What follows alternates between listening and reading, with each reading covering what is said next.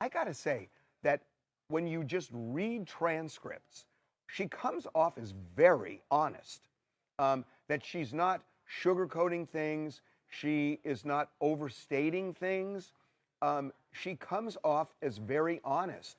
And when she talks about how she felt, she doesn't necessarily ascribe it to Diddy that, I didn't want to do it.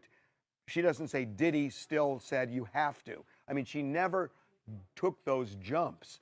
And to me, that shows an honest witness.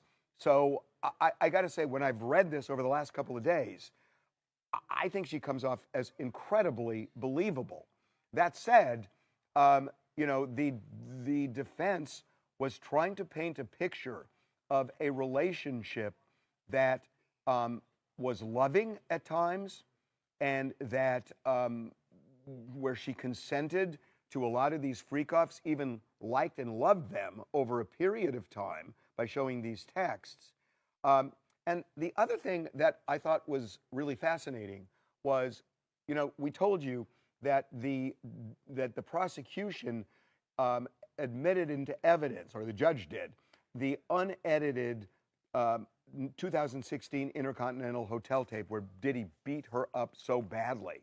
And, that's something that the defense is going to have to figure out how to overcome. They tried it today. I don't think this works.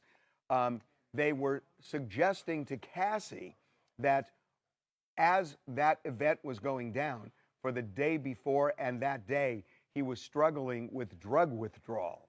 And I don't know how else to cut this. It seems like what they were doing is they were saying that it was some kind of an excuse that he was going through drug withdrawal, and that he wasn't in his right mind. I don't know that that's going to sit well with the jury. She actually said, she didn't know anything about drug withdrawal. She said he was sick at the time.